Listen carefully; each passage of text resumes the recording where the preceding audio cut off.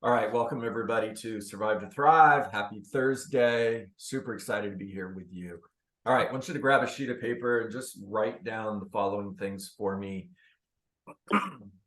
First of all, 3 reasons why a home doesn't sell that should have like yours. Second is, what does a good buyer look like? Third is fishing with your bait out of the water. Fourth is waiting until after the holiday to put your home on the market. All right, we're going to knock out each of those 4 conversations, get them on tape so you can watch them over and over again. If you master these 4 conversations, you're going to take listings. It's just that simple. And as we've been talking about all week, you're going to see more and more listings coming off of the market, either as an expired listing or a canceled listing. And if you're not paying attention to that, then you're missing a major source of opportunity for listings. This is the time to take more listings. The market is slowing down. Fewer homes are being sold. So we're moving from a seller's market to a buyer's market. And this is the time where you're going to take more listings. It's also a time where sellers need skill-based real estate agents. So developing your skill as a strategic pricing professional, please write that down because critically important. Get this book and read pages 135 through 152, Pricing Ahead of the Market. Read it once a day for the next 7 days. Master that conversation. All right. So as I do this, it's always easier for me if I role play with someone, and you can role play back or not. I'm really good at playing both parts. So Nathan, there's 3 reasons why a home doesn't sell that should have like yours. It's either price, presentation, or marketing. And just out of curiosity, which of those 3 do you believe is the reason your home didn't sell? Well, I think the marketing could have been better. Okay. I'm looking at the pictures. You have an absolutely beautiful home. So I don't think it's presentation either. You're probably right. There's probably some things that your real estate agent could have done that they didn't in order to market your property to the right buyers and also to the best real estate agents. Just out of curiosity, do you know what I'm doing to market my listings? No, I really don't. Please share. Okay, so let's get out of the role play here for a second, guys. And I worded it the way that I did so that anybody could use that, right? Now, if you want to use your numbers, please do, okay? In other words, Nathan, do you know what I'm doing to market my listings and sell an average of 10 homes every month at an average of 99% of the asking price in less than 30 days? Right? There's my resume. Now, if you're part of a team or you're part of an office or you're part of an organization, just plug in we instead of I. Are you familiar with what we're doing to sell an average of blank number of homes every month for an average of 99% of the asking price and an average of less than 30 days on the market? Now, Nathan says, please share, right? Cool. What do you guys hear when Nathan says, please share? Where's the opportunity now? The answer is pretty obvious, so don't think real hard. Close for the appointments. Thank you, Clarissa. So Nathan, I'd love to share with you what I'm doing to market my listings. The best way for me to do that is just to pop by and take a look at your home. That way I could potentially bring you an offer as well. And if I could show you, meanwhile, how I could sell your home for more money in less time, would you be interested in seeing how I could do that? Well, John, I hear what you're saying. Can you just share a little bit with me before? I don't know if we can meet right now, but can you share a little bit about what you would do different over this phone? Just a little bit, Nathan, of course. So I'm the local economist of choice, and that simply means that I know the local market better than anybody else does. I'm a strategic pricing professional, which means I understand how to strategically price your home in order to attract the right buyers. You can attract buyers and it's not going to do you any good if you're attracting the wrong buyer. So we need to attract the right buyers. I'm also an expert at marketing your property to the right buyers, and I am a fierce negotiator. Now, Nathan, you mentioned that you're not sure if you had time to meet with me right now. If you knew I was going to sell your home in the next 30 days, would you have time to meet with me? Yeah, if I knew, if I had that crystal ball that you would, absolutely. Okay. And do you know that I won't sell your home in the next 30 days? I don't know that either. Okay, so it's possible, right? Now, Yes. if you said no, which by the way, you can say no, and I'm gonna leave you on this one, so I promise not to push too hard. If you said no to meeting with me, which would only take 30 minutes and maybe an hour, and 60 days from now, 90 days from now, you discover that I was the right agent for the job. I'm selling homes. You can see that. I'm even selling homes in your neighborhood, but not yours because you didn't meet with me.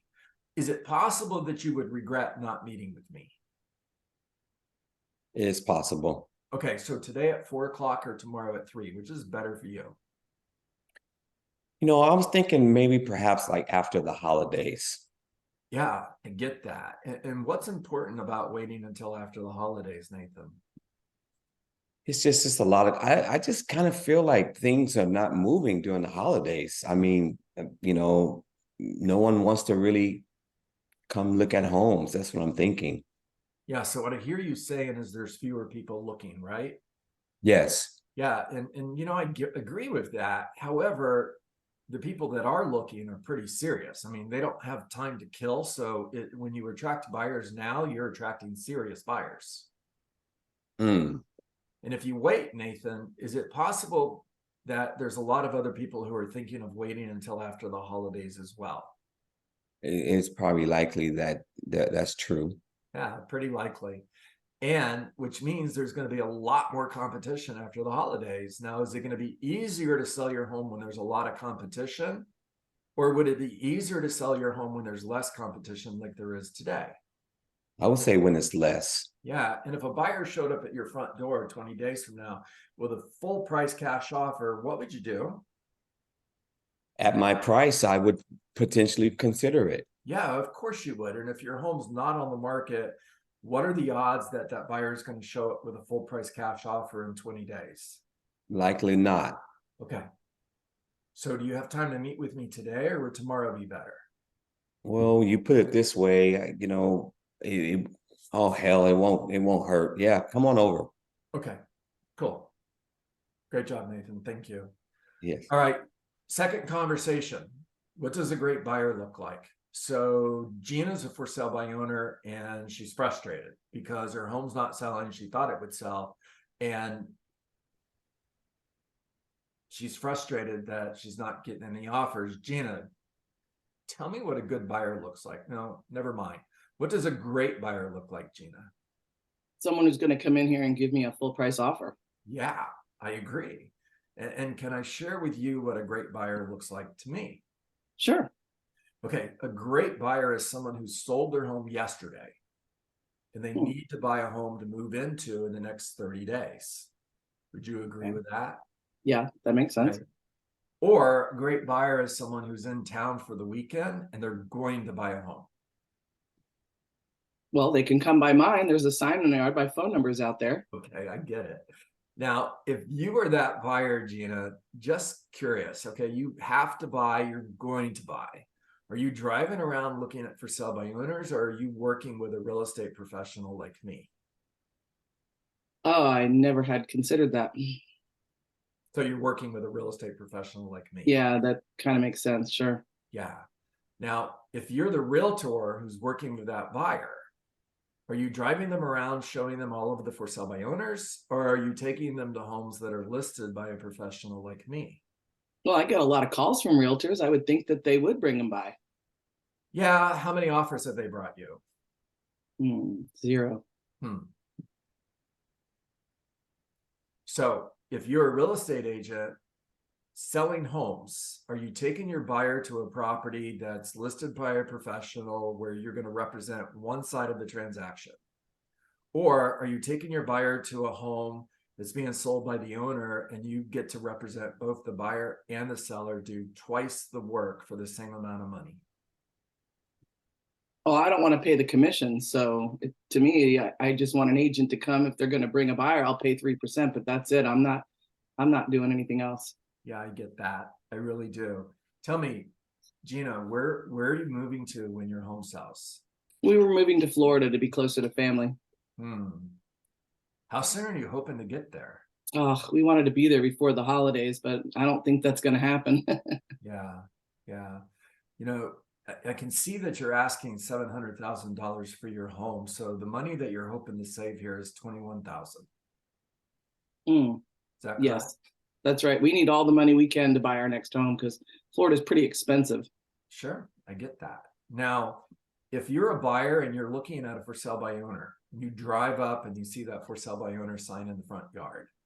They're asking $700,000. Are you offering $700,000? Yeah. Okay, Gina, I want you to put your buyer hat on for a moment. Okay, I'll try. Buyer Okay. going to a for sale by owner. You know what? Let's change the conversation. You're going to a garage sale and you see this watch. Okay, it's being sold at a garage sale. You can tell it's brand new. It's never been worn. It's still in the box.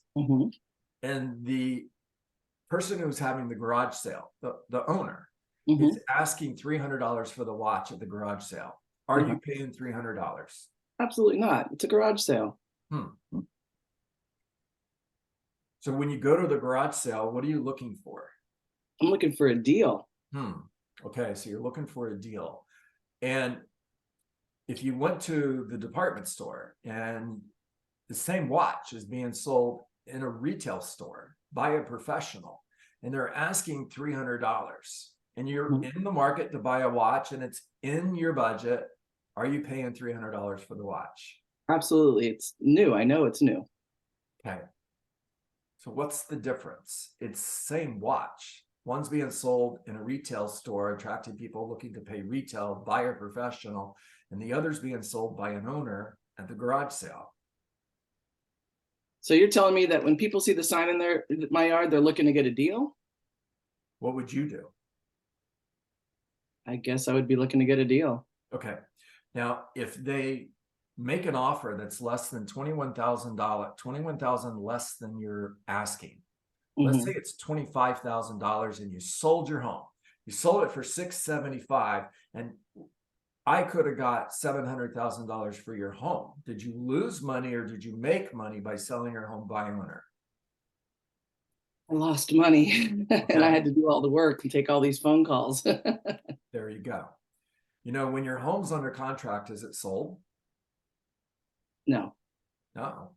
Did you know that according to the National Association of Realtors, 66% of the time, in other words, 2/3 of the time, when a home goes under contract and there's one realtor in that transaction, it closes successfully.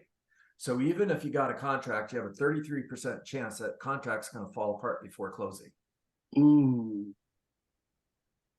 I didn't know that. If it took you 120 days to sell your home and I can sell it in 30 days, how much money are you losing by selling your home by owner?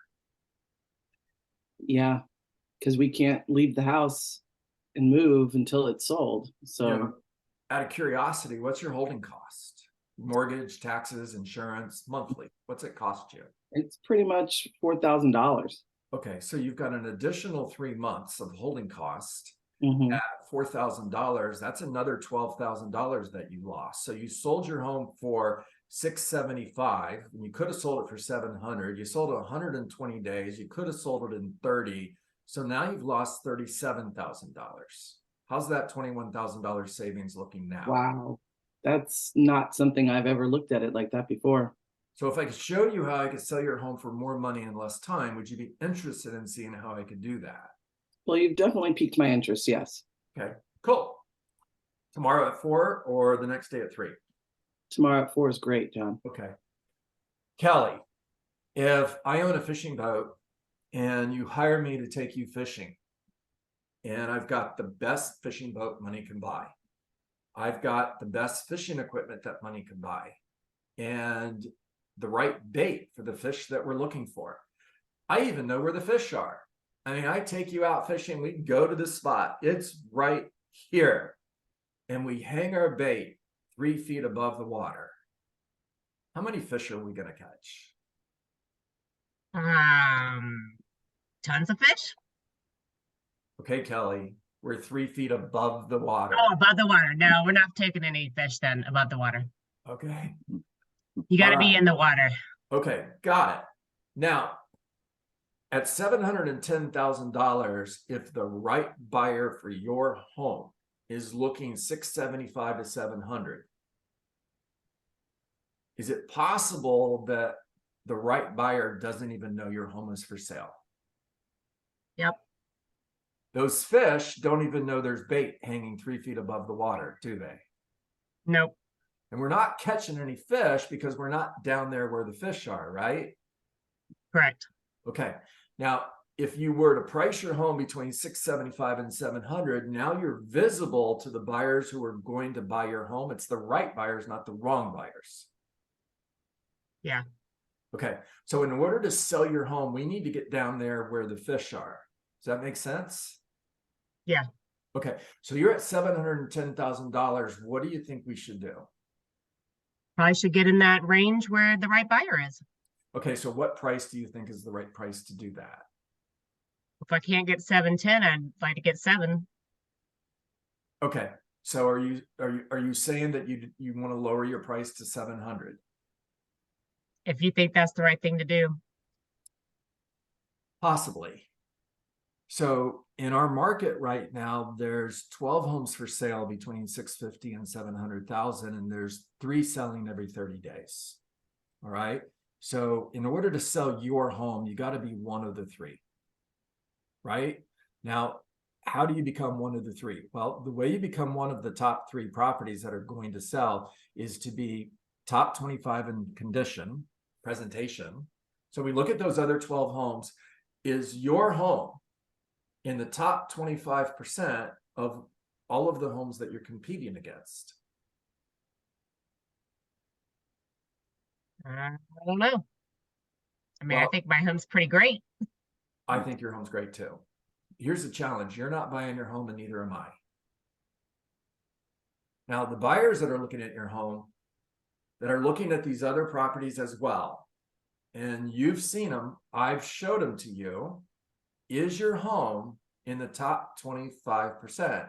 In other words, is it one of the top 3 homes out of 12 in presentation?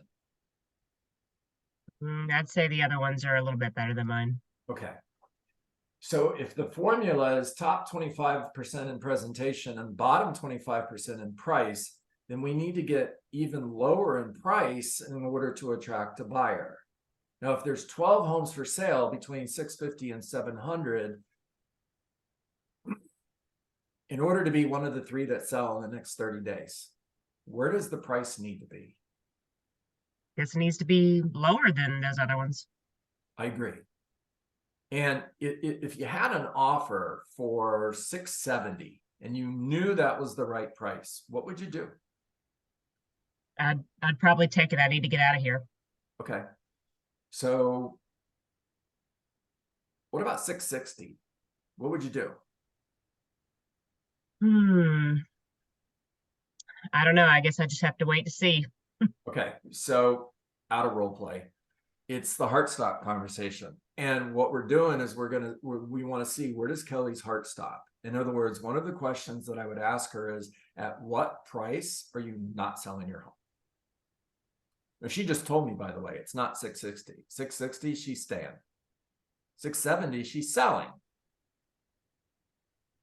Now, all right, so back in role play. So Kelly, we have an offer for 670. You're selling and you're moving to Tampa in order to be close to family, correct? Yes.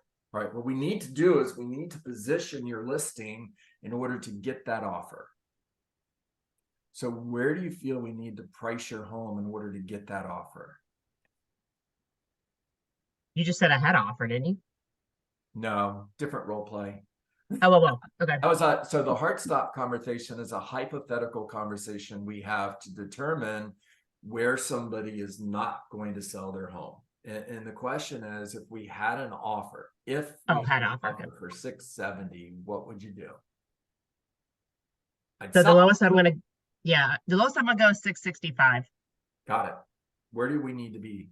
What price do we need to be at in order to get that offer?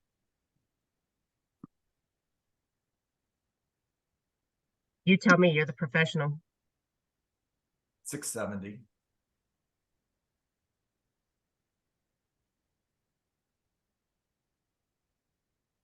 Okay.